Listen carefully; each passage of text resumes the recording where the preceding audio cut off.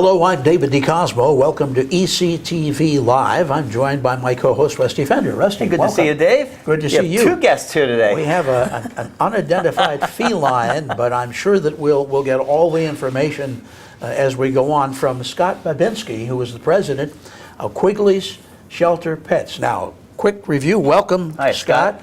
Thanks for having me back, gentlemen. Glad to have you. Quick review. Back some months ago, I had some problems with cats in my yard, and your group was recommended, a new group, very anxious to... This isn't one of them, is it, Dave, that was in New York? That's I didn't not think one. so. I recognized them immediately. And you came to our rescue and in turn rescued the cats. Yes.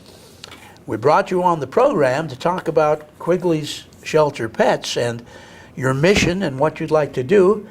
And all of a sudden, things started to develop, partially because of some contacts you made with Mark McGlory, who is our GM here and our director of the program. Fill us in a nutshell, what has happened?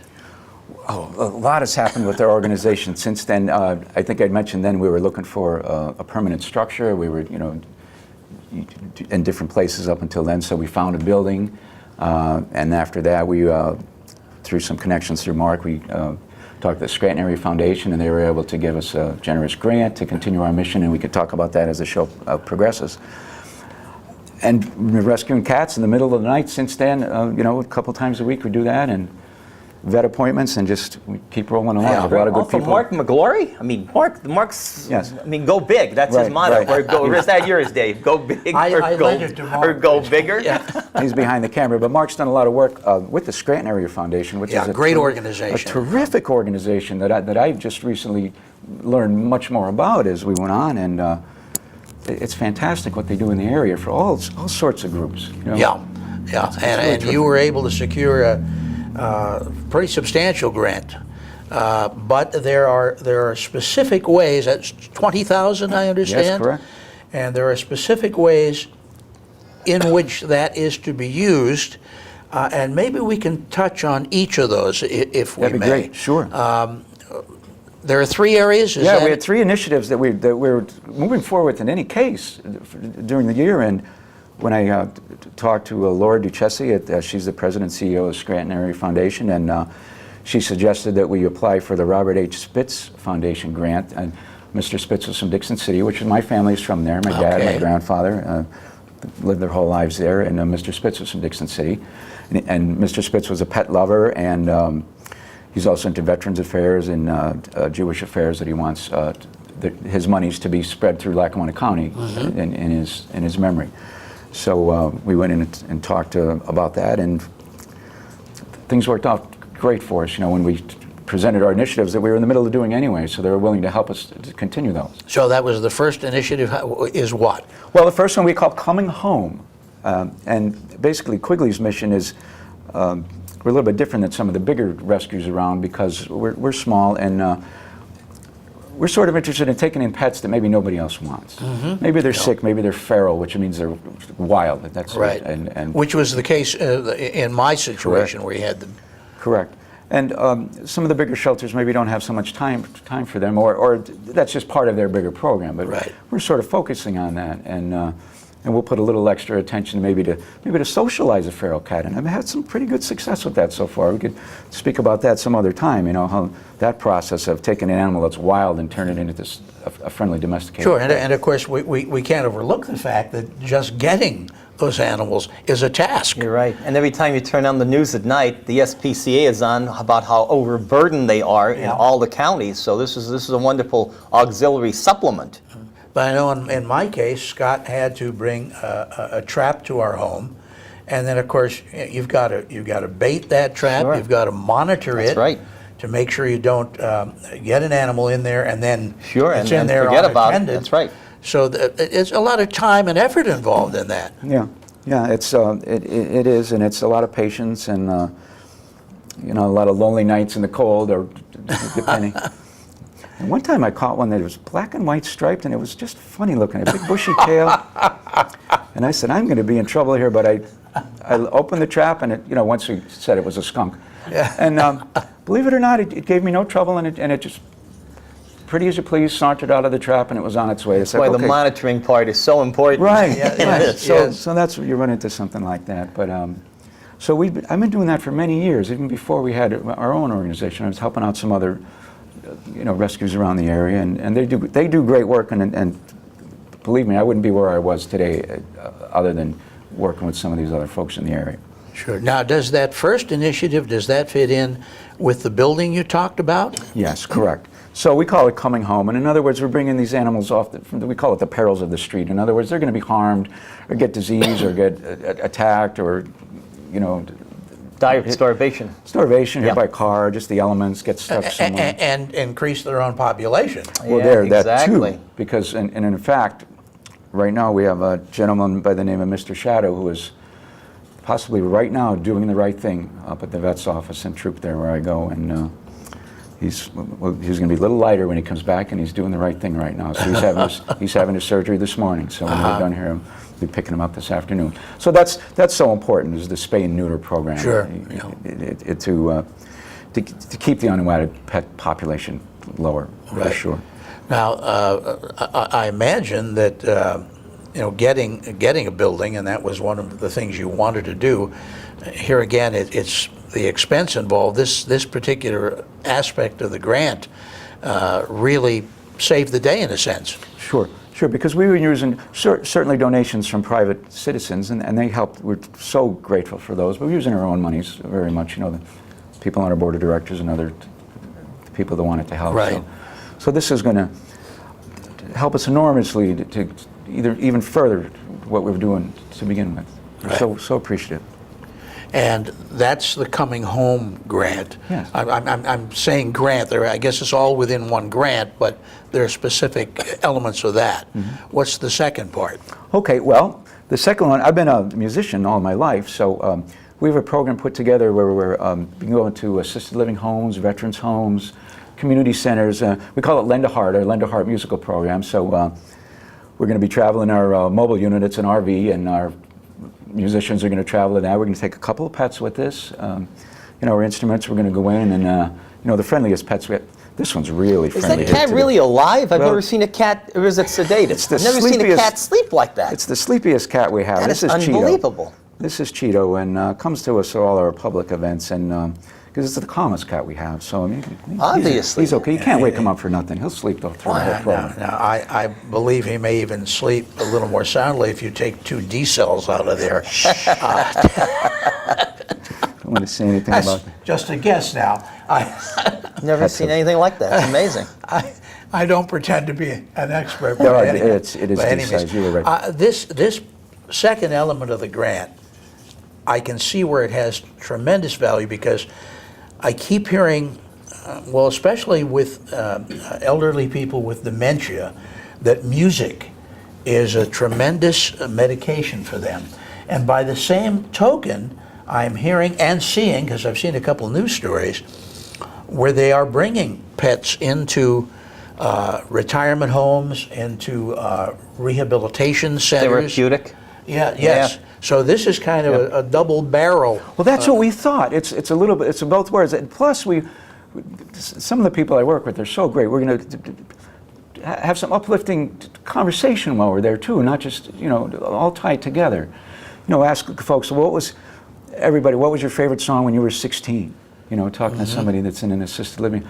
And they're going to perk up and live. If it's a song we know, we'll try to do a couple bars of it or so on, and that kind of a thing. To get everybody involved. Sure. And who likes cats and who likes dogs more? Who likes them both? And we'll let them pet them. And we have some cats that'll be on a leash so they don't go crazy through the place. But funny thing about that, some of the ones I've tried to train so we can go on the leash and with the harness.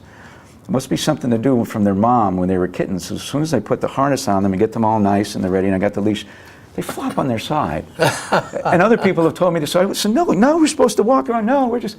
So it must be the comfort of feeling their mom Cuddled, around. if you I like think to so. cuddle, yeah. That's something interesting. So that's something and we're doing some other research with the pets too. We could talk about that later on if we have time. Is that part of the initiative underway yet, or is that still in the planning stage, going to the various... We haven't done one yet, but we're very close to doing our first one. We have many connections made already to go and schedule those. What kind of music do you do? Music from that era? Kind of. We're going to do everything, yeah? you know. You do pop rock, 60s, big band? 60s, 70s, Elvis, whatever, Oh, I see. whatever it'll That's be, good. And we've written some of our own songs with lyrics about the pets that are cute, so we can, next time we're on the program, we'll be doing some of those. Had for you guys. my best friend, his wife, unfortunately just passed, and she had Alzheimer's, and was almost incommunicado almost entirely until music played, and suddenly she would perk up and she would actually be able to do lyrics. See that? From some, because the memory went back. The short-term immediate memory was gone, but the long ago memory, especially stimulated by music, was there. And they always had, in their case, a dog. So if you would be around an animal, she would also, again, just proving what we said, that there is a stimulating factor there that has some More so than therapeutic- voice, probably, Yes, Yeah. yeah, definitely.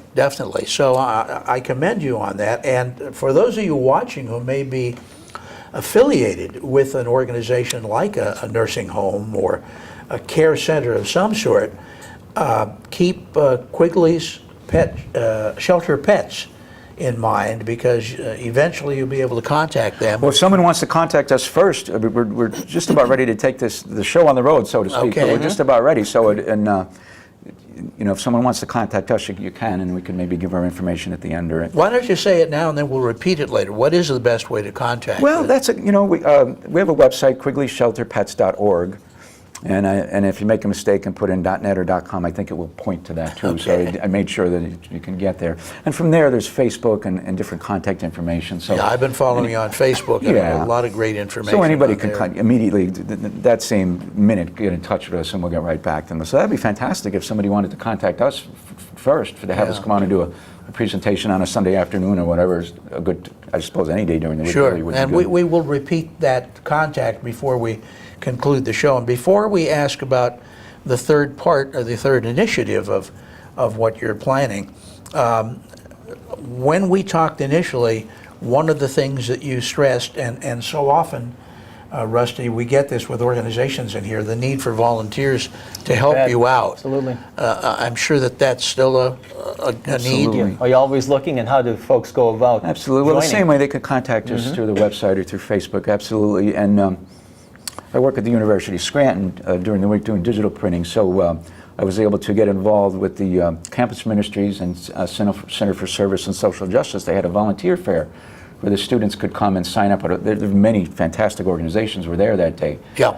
Charity, 501c3 And what would a charities. volunteer do? What do you have the most use for Well, a volunteer? I try not to say too much about litter boxes, but they're there. No doubt. Cleanliness, huh? But, Yeah, uh, but it's a interact with reality the of pets. getting a deal that's the with it. reality. Is that? It's right. Interact with the pets, That's really, right. because then someone like me or one of the other staff members could take care of the day-to-day maintenance. But boy, the pets there are sure looking for love, all day long. So that kind of, if somebody just wants to come and literally play with the pet, give Sure. time to the pets. Out of curiosity, how did that volunteer fair at the U work out for you? Well, it's we got a lot of people to sign up, and right now a few of them have come, and they're the same way. They've contacted me first, and because we're still almost done remodeling our new structure, I've been reluctant to immediately jump out and start getting the other ones to come. So as soon as it's completely done and, so to speak, open to the public, then I'll have the other ones come. But yeah, we were told that we'd get about 20 people to sign up, and out of those, a few would come. So we got 160 students to sign up. Oh, gee, instead of That's the 20. incredible. So I'm getting ready very soon to incredible. reach out to those that are still interested. I'm sure many of them would be. So moving forward into 2019, we're Never turn down a volunteer. It's going to be terrific. Yeah, we've had a for lot of us. people on this program that we get various success stories, but this has got to Yeah, be, it's over this has the gotta be top. one of the digging into gold ones that we've you ever bet. had. And I'd like to thank you guys for really making a lot of this happen, though, really. I mean, everybody that's helped us to get this, Well, to that get was this far. We have to Appreciate thank that. Dave's cats in his neighborhood. That's what started this whole ball They rolling. ask Dave. about you all the time, too. When are we going to go visit Mr. and Mrs. DeCosmo and see our old neighborhood? And We got to wake this cat up before the end of the show. Now, this is my kind of cat. Oh, you're not kidding. No question This is about my that. kind of cat right here. Initiative 3. What is the third initiative? well, the under- third one's a under little grant bit different. It's what we call our lifetime care program, and it sort of ties in with the folks at the assisted living. or someone, in fact, that's thinking about going into assisted living. And what we want to offer moving forward is maybe someone has a couple of nice cats or whatever pets they have, and they're reluctant to move on to that phase of their life where they're going to be cared for by a staff of a place like that because they're not sure what's going to happen to their pets. So we'd actually like to offer an alternative that our organization would take their pets and care for them under that, and set up a schedule if allowed at their facility to bring them a couple times a week to visit. If we were able to move forward and get this initiative, to the next phase, and they would know that their pets are. They would know where their pets are. Yeah. We're going to have cameras set up and so on. We're getting that in place now, the kitty cams, we call them, so somebody could dial in on their phone or the computer and watch the pets playing during the day and jumping on. Oh, you got this down to a science. Let me we're trying kitty all cams, this is big. Yeah, everybody's been helping out with this. So that's something that we haven't done the first one yet, but we're interested to see if that's something that people will be compelled to say, oh, terrific, now I don't have to rely on my family or my children to take care of my pets. An organization like this will do that. And as more people want to do that with us, then we'll get more facilities if we need to. And this is another thing that very often involves seniors, because I know at our, getting back to my own home again, my wife was acquainted with a woman, an elderly woman who had a cockatiel and I guess a cat. And she, because of age, was moving to another facility where only one pet was allowed. So all of a sudden you had a need to adopt another pet. As it happens, we took the cockatiel and had it until it passed on. But you have situations like that where, especially with elderly people that are moving into a facility and perhaps cannot take the pet along. You're right. It may not be allowed in the facility. A lot of places aren't. So that would be an obvious answer. We're going to see how that goes. I mean, I think that there'd be some people compelled to reach out to us and say, all right, what do we do next? We would consider this with your organization. How about the musical appearances? Are they really receptive to have you come over? Well, we're just in the middle of getting that. It seems like it's going to be there. We're just getting ready to do our first. We're going to be doing our first one soon. But I think it's going to be, like David said, we're tying in music, pets, some nice words of encouragement that ties in with the music and pets, and some fun games and stuff that we'll play with them. So I think it's going to be terrific, and I think we're going to probably enjoy it more than the guests and the staff. But we'll see. Maybe it certainly hasn't been overdone. The pets and the music. That's a first. I think so. And boy, we'll see which one of them is going to be. Some of them are a little bit off key, but we're going to try to get them as we practice more to get the pets to be a little bit more in key with what they're singing. We'll see. Yeah. Right now, they're. What was it like to apply for and have to go after the grant? Because the opportunity became available after the program here, but I'm sure it's not as simple as just going to an organization saying, we are an organization that cares for pets, give us money. Well, there's quite a bit in between there. Well, that's what I'm driving. That's what I'm driving at.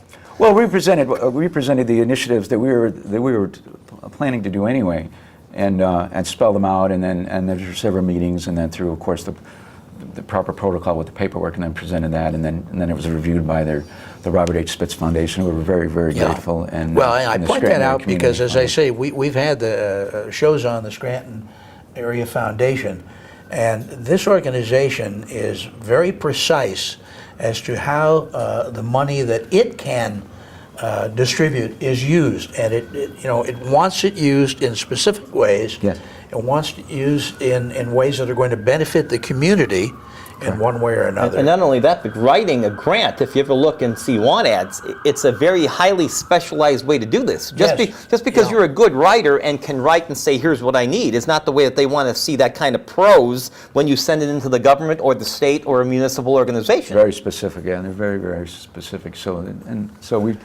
we followed all the protocols and rules for that, and we're successful. So now, we're what do you have happy. to do with the building that you've secured yet? There's still work to be done there, you indicated. Oh, we're remodeling it right now. In fact, we're going to be getting ready to paint the main floor soon, and the main floor actually will be the place where, if some people are for our lifetime care program, that would be available for those pets.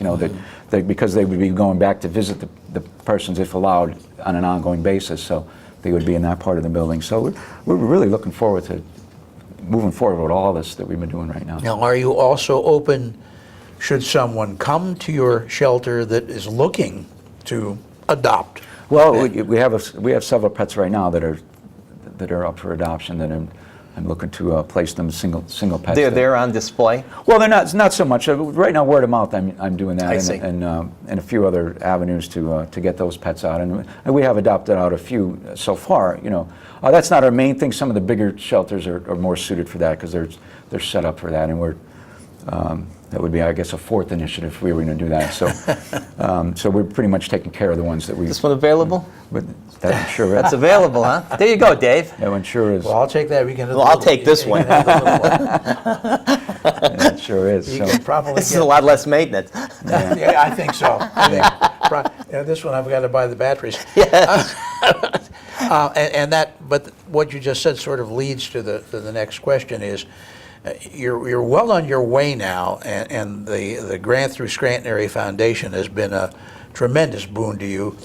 What do you see as the future, especially in the next immediate year or so, for the organization, for all your efforts? Well, of course, we always have grand ideas to move forward. So I met with the folks at the Lackawanna County Commissioner's Office and in some of the other offices there about some other buildings possibly moving forward. Now, at that point, we need a paid staff because you can't ask volunteer. A volunteer can come when they can, so we'd have to have a paid staff and everything that would involve. But we're looking to try to help out in that way. So there's a lot of properties around that they're looking to rehabilitate, and we would come in with our, I'm tied in with some general contractors that are willing to help us doing what we're doing. It's a winning situation for both sides. Believe it or not, Take an yeah. abandoned building, yeah. Yeah, so we're looking to do that. So in the beginning stages of talking to those folks about how we could once again tie all these different things together to make something that's greater than just the individual things if you just added them together. It's an interesting way to look at it. Sure, and I guess there's something else we really ought to point out, that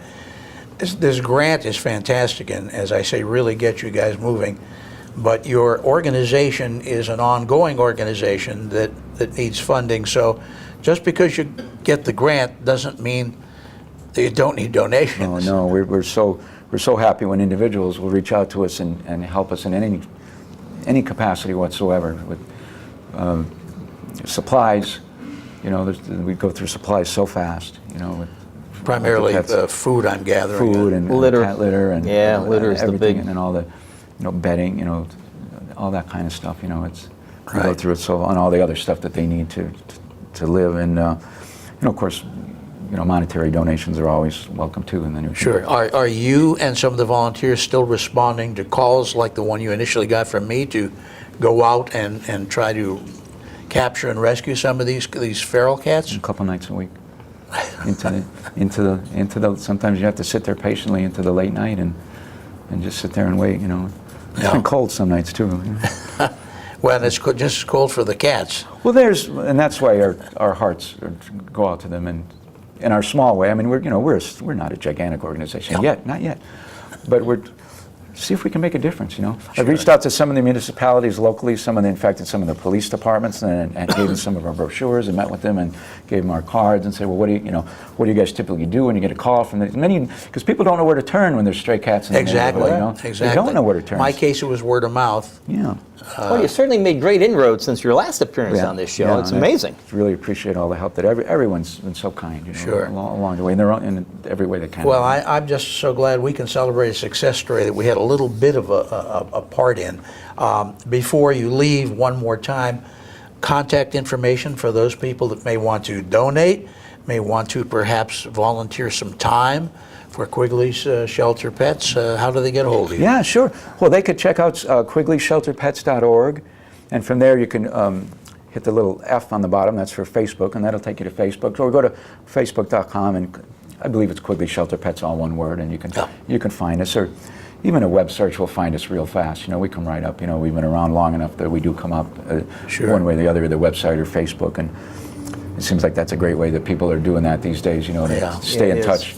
Yeah. Well, Scott Babinski, a wonderful story today. good luck, How Scott. great for Thanks. the holidays Thanks, to hear this success story, and we'll be anxious to have you back to update how things are going, and maybe we'll have you bring your guitar next time, or whatever it is you're playing. And Well, that's what I plan on. We're going to bring a couple of the they because won't you're going to be sleeping in, a lot of times you're going in with the elderly, so it'll be perfect for me.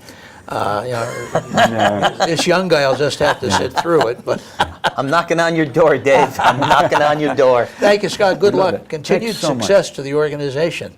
I'm David DeCosmo, the Rusty Fender. We thank you all Thank for you, joining Mark. us. Mark McGlory, who keeps us in Thank you, focus Mark. whenever possible. And until we see you again next week, here's hoping all your news is good.